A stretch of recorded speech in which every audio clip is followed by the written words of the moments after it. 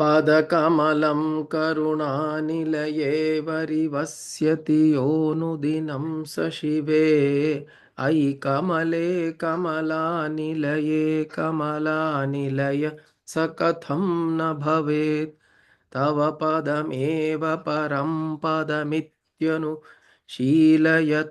मम किं न शिवे जय जय हे महिषासुरमर्दिनि रम्यकपर्दिनि शैलसुते पदकमलं करुणानिलये वरिवस्यति योऽनुदिनं स शिवे अयि कमले कमलानिलये कमलानिलय स कथं न भवेत् तव पदम् एव परं पदम् शीलयतो मम किं न शिवे जय जय हे Mahishasuramardini रम्यकपर्दिनि शैलसुते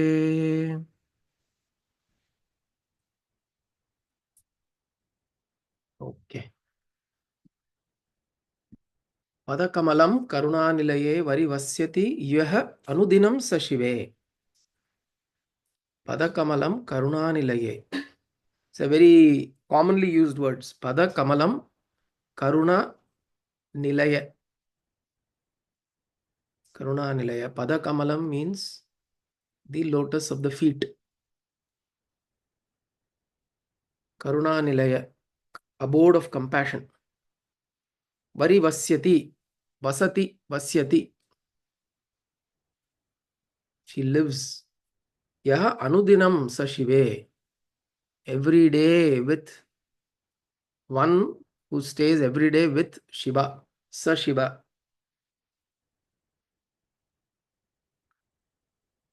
ayi kamale kamala nilaya ayi kamale kamala nilaye kamala nilaya sa katham na bhavet tava padam eva param padam iti anushilayato mama kim na shive. So it starts with recognizing this Shakti. So we have to, whenever we see Kamalam, Kamala or lotus, in all our representations, lotus should be, there are two symbolisms to lotus. One is that of purity, that of blossoming. And then one is of the representation of chakras within us. Right? The Mooladhara, Swadhisthana, Manipuraka, Anahata, Vishuddhi, Agnya, Sahasrara. Did I miss anything? Mooladhara, Swadhisthana, Manipuraka, Anahata, Vishuddhi, Agnya, Sahasrara. 7 chakras. And there are 2 more, Trikuti, Bhrukuti, and all of that. So these chakras are also represented as lotuses. Why are they represented as lotuses? Because they also blossom. Like how a lotus flower blossoms, these energies within us, which we refer to them as chakras. Why are they called as chakras? Because they're constantly moving. Chakra is something that constantly moves. And by movement, it creates a certain energy pattern, an energy structure. So there are these 7 chakras that have been identified. We are not limited. Our body is not limited to these 7 chakras, but these are the main 7 chakras. Like there is a work called Vijnana Bhairava Tantra that has 112 meditations. Shiva tells to Parvati. And those represent 112 chakras within us. There are 112 chakras. 112 chakras are like how we say there are 72,000 nadis in the body, but we only focus on 3 nadis, Ida Nadi, Pingala Nadi, and Sushumna Nadi. Similarly, there are many pranas in the body, but we focus only on the Pancha Pranas.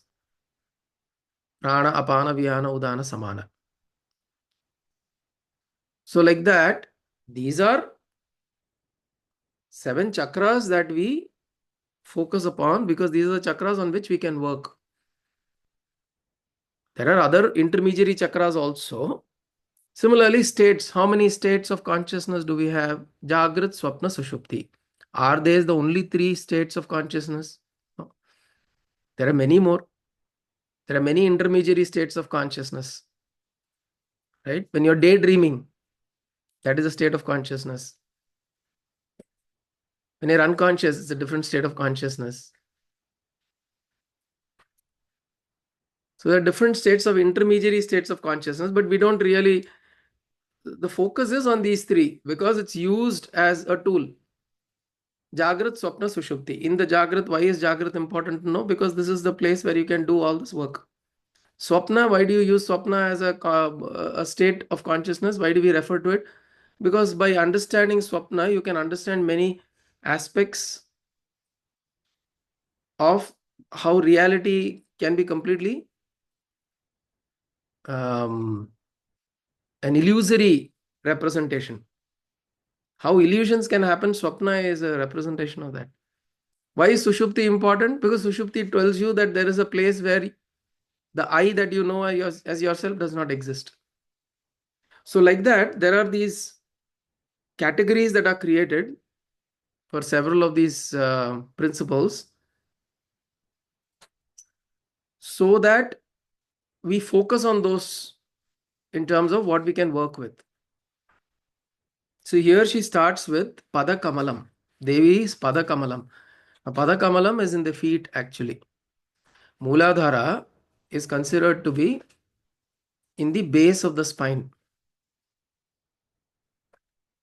Correct?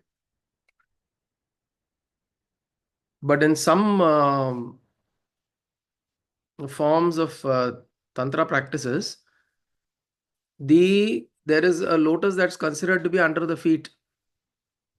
And it's called Pada Kamalam. It's called Bhumi Chakra. The chakra underneath the feet is called as Bhumi Chakra. And that has the ability to connect with earth. And that is why many times it is said when you go to temples, there is a reason in our temples you take off your footwear outside and on that stone you walk. Doing pradakshanam is not necessarily an act of worship.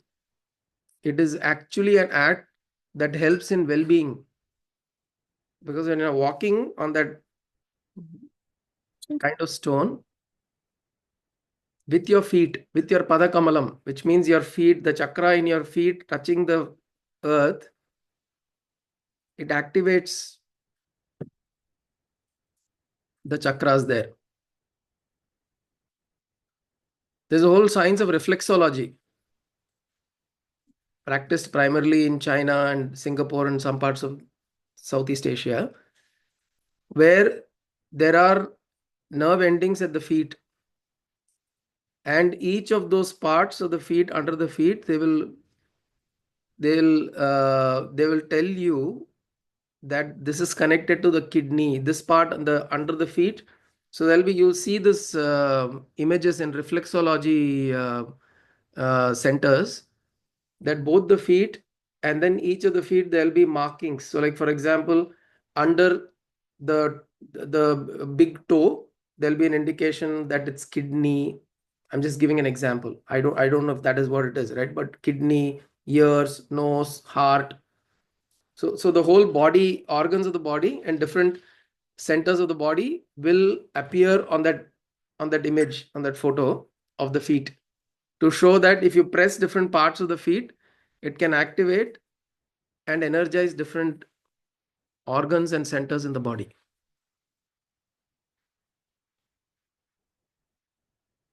Right? So when they say, for example, Buddha, when he walked, when he was a small boy, he was born and he got off the lap of the mother and he walked on earth. There are flowers that lotuses blossomed wherever he kept his feet. There are stories and narrations like that. What actually happened would have been that it is a representation that he was in many ways enlightened. He had that possibility was blossomed within him. All his faculties were activated due to many years of sadhana that he did in his previous lifetimes. Many of those faculties were activated within him. So pada kamalam, which is why it's important to also take care of where we keep our feet, how we keep our feet, and do this kind of doing pradakshanam, going to temples without taking off the footwear, so that there is maximum contact. In fact, it is recommended that the more we try to keep our feet in contact with earth, walking on grass, walking on sand, walking on the land, not necessarily tar road, but on natural land with the soil, there are a lot of energy exchange that happens between our body, and it stays far more connected to earth. So padakamalam karuna nilaye varivasyati yah anudinam sa shive. So through this bhumi chakra, she rises. Devi rises through this as karuna nilaya, as the compassionate one.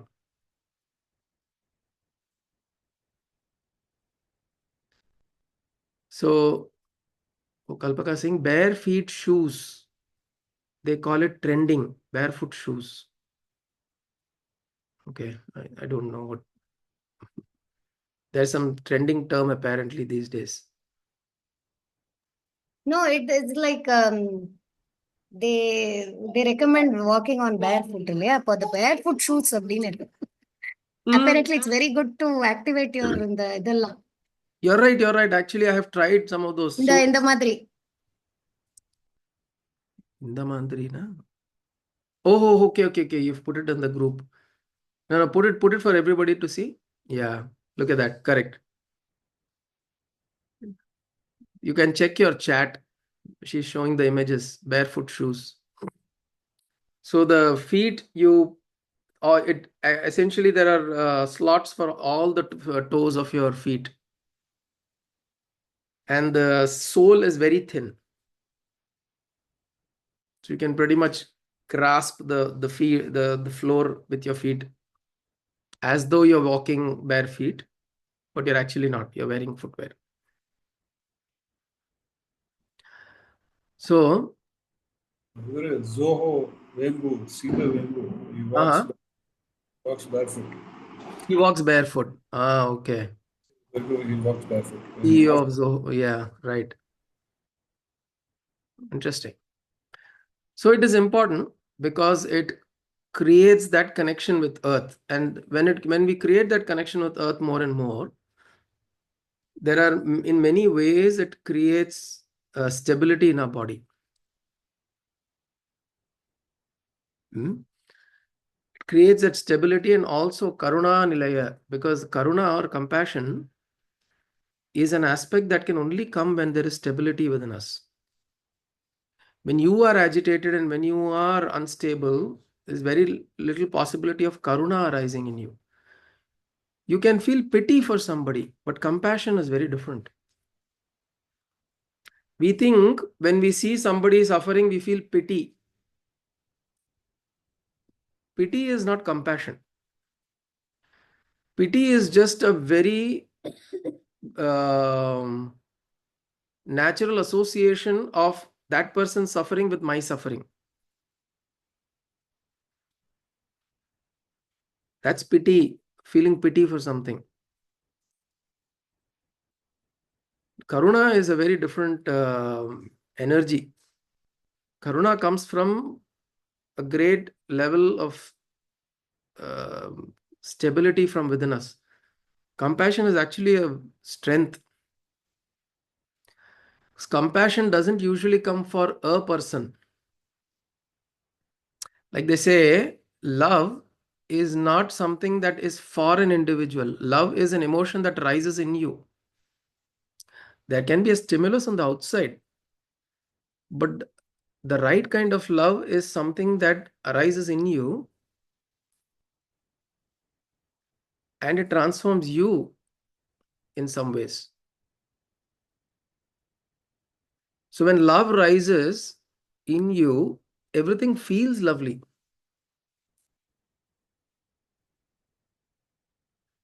So in the same way, when this rise of compassion within us, it is not you're compassionate towards an individual.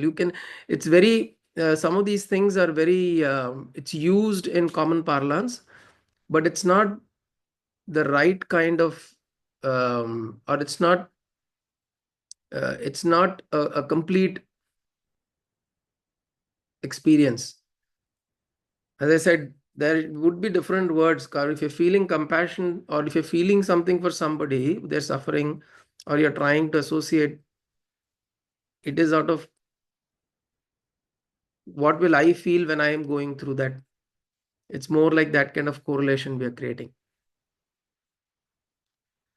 Compassion is just a natural flow of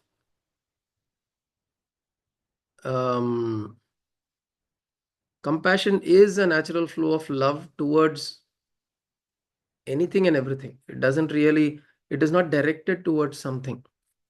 It arises within us. And when compassion arises, there is a rise of energy within us. And that, what this shloka says is, Anudinam sa shive. Karunanilaye varivasyati anudinam sa shive. Which means it creates a sense of varivasya. Varivasya is, in a way, is also devotion. So through this compassion, so you look at the relationship here. When you associate yourself with earth, there is a certain compassion that rises within us, and with that compassion, devotion comes in. And when that devotion comes in, Anudinam sa shive, it rises and it rises up through all the chakras, and it gives you the experience of sa Shiva, with Shiva. Because in this whole Kundalini Yatra journey, she starts from the bottom and goes to the top. Shakti is at the bottom and Shiva is at the top. This is how the representation is. This is Kailasha, the crown chakra is Kailasha, and Devi Shakti is at the bottom. So the rising of the energy from the bottom is to unite with Shiva. And the journey is through unity or unison with nature, or with association with Devi as Prakriti, through the Padakamalam. That becomes compassion, Karuna, and that becomes devotion. And through that, you get to Shiva. This is the journey. And understand that these three things, compassion, and devotion, two things, compassion and devotion, are not towards something. This is something that we should monitor within ourselves. Our act of devotion may start with a particular form or an entity or a deity. It may start with certain form. But when devotion comes within, it is not for a form. It is just a state of blissful expression within us. You'll just feel there is this feeling of being devoted to creation, just a feeling of being devoted, knowing that you have surrendered and you are devoted. It's a state where the object on the outside is with which you start. You start with the object on the outside, but then when it reaches a certain maturity within, it is not associated with that object anymore.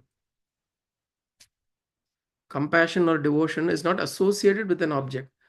Compassion is just a feeling. Somebody will see, like for example, those who have experienced the Amritanandamayi Ma. She's also called the hugging saint or the hugging mother. I had this experience, and my mother was also there. My mother and father, we had gone. She had visited Bombay when I was very young. So when you go and hug her, she hugs you, and that's all she does. And people have this experience of breaking down just in that one hug, because something inside you gets touched. You don't know what it is. You just feel in the presence of somebody very compassionate. See, this person is not compassionate to you. Suddenly you're coming, oh, acho, ba, kanna, I know you're suffering in life. No, it's not like that. Oh, my dear child, come, I know you're suffering. Let me give you solace. Nothing. The lady sitting there doesn't know you at all in that sense. So when you go there in that presence, there is compassion there. Was that compassion is directed towards one person? No. That compassion is personified as this person. This is what people experienced when they saw the Buddha. They talk about Buddha as the compassionate one. The experience was this, that he is not being compassionate towards an individual. He's just compassionate because that is the way of life. Is recognized as to be compassionate. To be compassionate means to be in love with creation, to be in devotion, to know that you are existing as a part of this whole creation and you are just a small piece.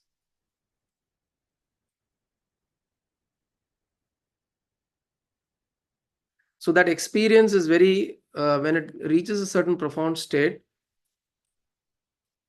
you just feel that, and that's it. And you're not evaluating to say that, am I compassionate towards this person, or that person is suffering, I don't feel anything. Doesn't matter. So people would go to her, the hugging saint, and then feel this. Suddenly they will cry. People will, and I remember cutting the line for the second time and going in. Well, the queue used to be very big. So when I went the second, I felt like wanting to go for the second time. Then I cut the line. It was like a young boy. So I said, please, I want to go once again. And I went there once again. And you just hug her, you just feel some love and a feeling of Some warmth. some warmth. You feel that. And you've no idea why. Because, Oxytocin levels will increase. huh? Oxytocin levels will increase. Acetone levels. Oxytocin, happy Acetone. hormone. So the thing there is, she is now, that is compassion. That is love. And the devotion has come, and she is in devotion. To whom? Just in devotion. So when we sit like that, we should try to experience that. We should just try to experience that sense of being in compassion. We should try to change the way we use these terms. We should be in compassion. We should be in devotion. We should consider them as a state rather than an act. I am not devoted to something, I am in devotion. I am not compassionate towards something, I am in compassion. When you convert an act into a state, it becomes your nature. Then it becomes your prakriti, swabhava. It becomes your swabhava.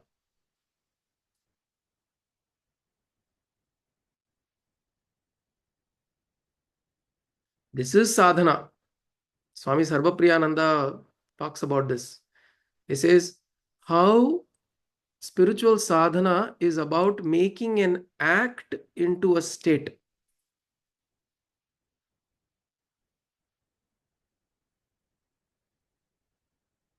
Through action,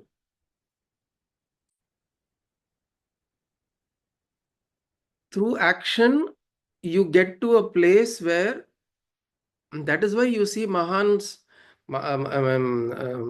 sages and saints and Mahatmas, after a certain point, they don't act. They don't need to act. Why? Because it's become their swabhava. Nobody has to come and tell you that your hand is dear to you. It is dear to you. Nobody needs to teach you morality. Don't beat your hand. Don't pinch your hand. Don't take a hammer and hit your hand. Nobody needs to tell you any of that, right? Why? Because it is, you experience that as part of you. And you're in a state of unison with your hand. You're in a state of unison. This is the state that needs to be achieved within us, with Prakriti, with creation. And it doesn't have to necessarily, you suddenly go on the road and, oh, I love you, I hug you. No, it's not like that. We don't pedestrianize it. We don't try to make it, suddenly, I don't want to dramatize it or make it into I take an Instagram reel that I'm hugging everybody, I'm kissing everybody. That's not the point. I love everybody. I'm so compassionate. This is what, right? Like my guru would always say that humility is like an underwear. You don't wear it on the outside. So in the same way, all of these states are for our own self to get to. It's not for display at all. People around will possibly have a glimpse of it. They'll feel it. When you feel it, they will feel it. It's like those who know of how a kacheri is performed, the person performing the kacheri, if they feel completely joyous and fulfilled inside, the audience will feel it.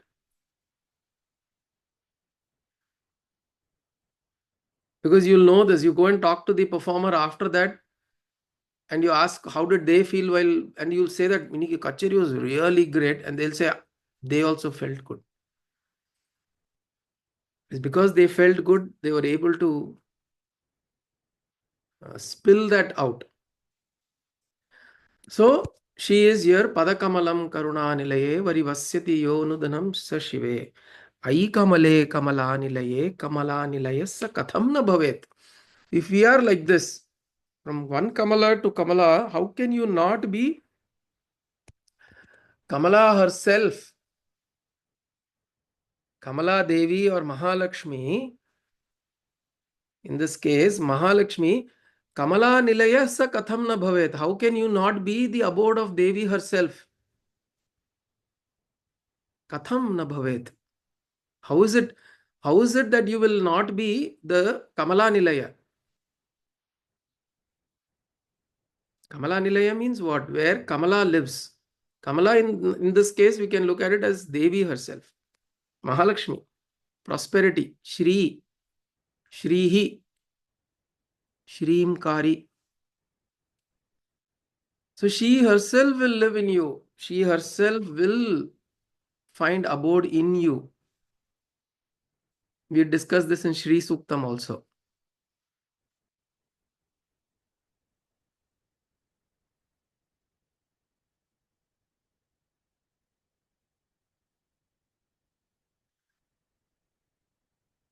How does that go? Hiranyavarnam harinim suvarna rajatasrajam Chandram Hiranmayim Lakshmim Jatavedo Ma'avaha. Ma'avaha. I invoke you here within me. Ma'avaha. Come and reside in me. So how she will not be in you? Sa katham na bhavet.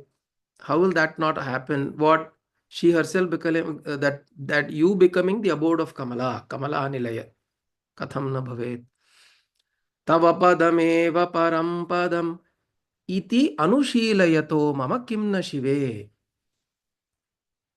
Now, if you want to get to Shiva, you have to align with Devi. Anushilata means to align, to be in accordance. Anushila. Anushila means to follow or to be in alignment. Param padam. Param padam anushila. Tava padam eva param padam anushila.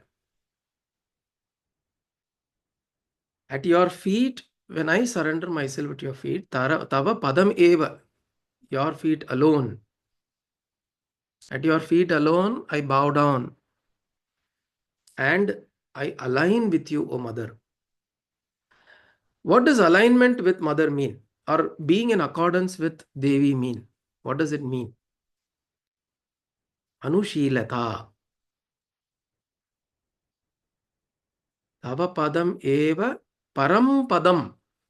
If I am param padam iti anushilata, when I am aligned with you at your feet, O Mother, I attain to param padam. Tava padam eva anushilato. Anushilayata, then what do I attain? I get Parampadam, which is Mama Kimna Shive, which means how is this any different than Shiva himself? This Parampadam that I'll experience, it is no different than Shiva.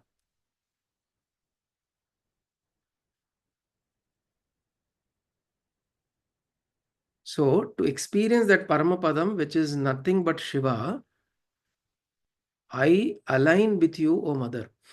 In Vaishnava Sampradayam, it is said that Tayar is the one who takes you to Bhagavan, Narayana. And which is why Tayar is very important. Although people look at the iconography of, oh, Narayana is lying down and Tayar is pressing his feet. Right? How can he, he be, it's a very male chauvinistic image.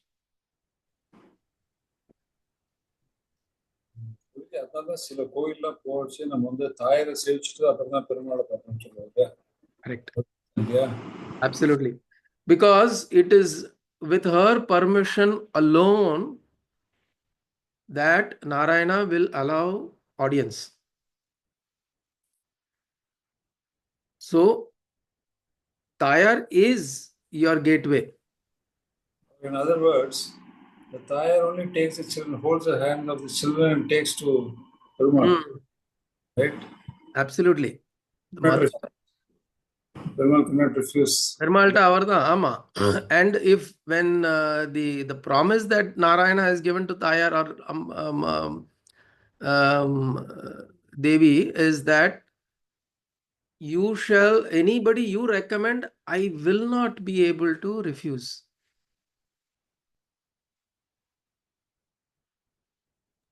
Bhadrachala Ramadasaroda kadhayil kuda varum. Rama will not budge because he doesn't want his disciple, he wants them to follow Rama, his bhaktas to follow the way Rama lived. அவர் வந்து அந்த இவரு collect பண்ண tax வச்சு கோயில் இது பண்ணிடுவார் இல்லையா, அதனால வந்து ஃபைனலா அவர் கஷ்டப்படும் போது இட் இஸ் ஒன்லி தாயர் ஹூ பிளெஸஸ் அண்ட் சேஸ், காசு கைட்டு கொடுத்து நீங்க கொண்டு போய் அவனை கொடுத்துட்டு அவர் வெளியில கொண்டு வாங்க அப்படின்றார். ரிலீஸ் himனு சொல்லி she tells him. But He cannot refuse, so he comes. He has to. Correct. Actually, in most of the stories, it's like that. When the bhaktas go to mother, and then when mother on behalf of the bhaktas make a plea to Bhagavan, and then he acts. It's always like that. So here he's saying that param padam tava padam eva anushilayato. So if I am in alignment with you, O mother, I am in accordance with you, then mama kimna shive, how do I not attain to Shiva? Now, what does accordance with Devi mean? What does it mean to be in accordance with Devi? Means in alignment, which means first thing is to understand that whatever is happening is according to Devi's wish. It is mother's will that anything that is happening, that it is her will. There is nothing here that is happening which is against her will. Good, bad, terrible, horrendous, blissful, supreme, or devastating, disastrous, everything. It is absolutely by her will. And this is not to make it as a statement. It is to feel truly that yes, it is happening by her will. And then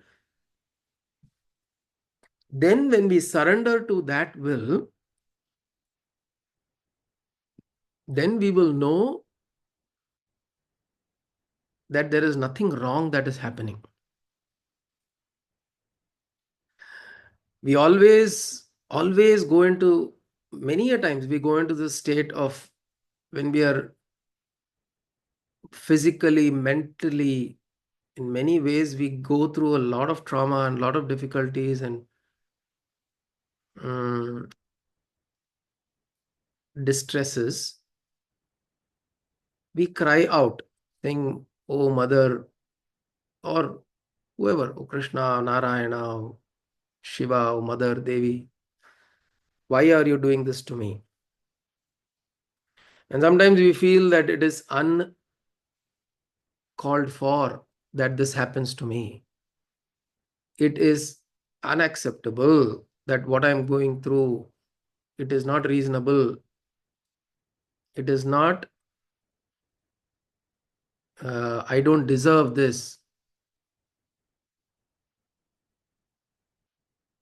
This is the feeling that rises in us when we go through a lot of mental, physical, emotional stresses. So right away, when we do that, we are clearly questioning or challenging that Devi, you are doing something, you're screwing up something. நீதான் என்னமோ சொதப்புற அப்படின்னு சொல்லி we come to a conclusion within our hearts and minds that, oh mother, you are doing something wrong. Now there, when we go into this mood, we are not Anushila. We are not in accordance because upfront there is no alignment. Rather, the view should be that I am going through so much. I don't understand why. I know there is something to this. Absolutely, I know in my heart, in my mind, in my soul, I can feel that there is a reason to this. It's just that I don't understand why, oh mother. And I remain at your feet. Tava padam eva anushilayata. I remain at your feet, oh mother. I am not going to challenge or question that there is possibly something wrong, or I challenge you in a way that idukapra iname I am not going to worship you. Nothing is working for me. I'm going to throw this away, throw that away. No. Remember one thing. the greatest of saints and sages who have written such works, such stotras of this joy, this bliss, Saundarya Lahari, for example, or this kind of works, or what the Alvars have written, or what Kalidasa has written. All of this, all of these people did not have a very rosy life. Understand this. People have had this explosion of joy and bliss from inside, did not always live a life of complete comfort and luxury and leisure. If we read all of their stories, which is why it is important to read the Mahatmya of, or the stories of many Mahatmas. Their life stories of Mahatmas, very important to read, to give you an idea that their lives are not easy at all. They had to go through a lot of struggles. And we may read that their life story in like 4 pages, but they would have lived 30, 40, 50 years in struggle and suffering.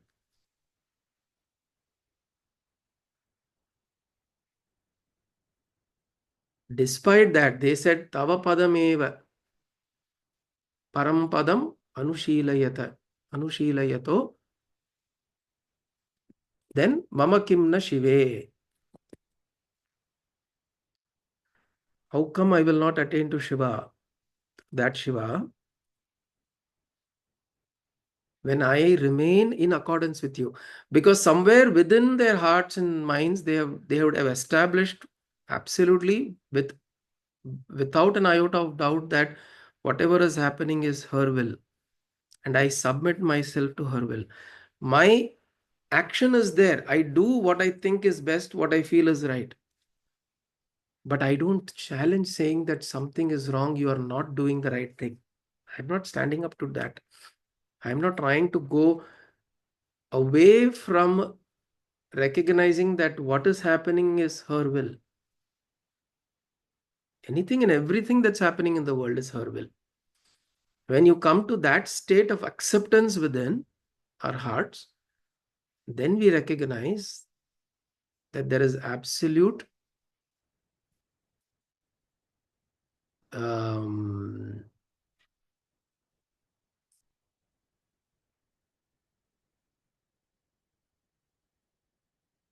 there is compassion.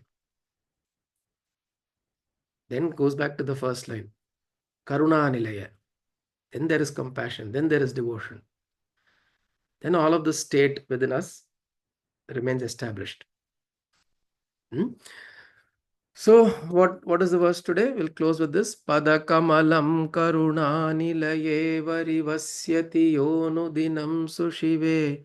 Ai kamale kamala nilaye kamala nilayassa katham na bhavet. Tava padameva param padamityanushilayato mama kim na shive.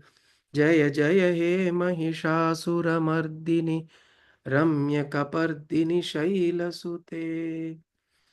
ॐ कायेन वाचा मनसेन्द्रियैर्वा बुद्ध्यात्मना वा प्रकृते स्वभावात् करोमि यत् सकलं परस्मै नारायणायेति समर्पयामि. सदाशिवायेति समर्पयामि. जगदम्बिकायेति समर्पयामि. सद्गुरुनाथायेति समर्पयामि. हरि ओम तत्सद्गुरुभ्यो नमः.